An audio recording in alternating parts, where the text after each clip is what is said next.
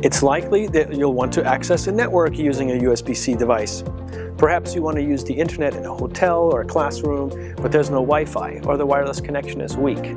Or maybe you want to access a secure network where there is no wireless. It might be more reliable to make your connection using an Ethernet cable.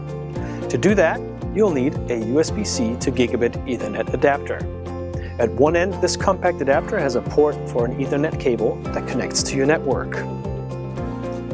And at the other, a USB-C connector for the laptop. And you're good to go.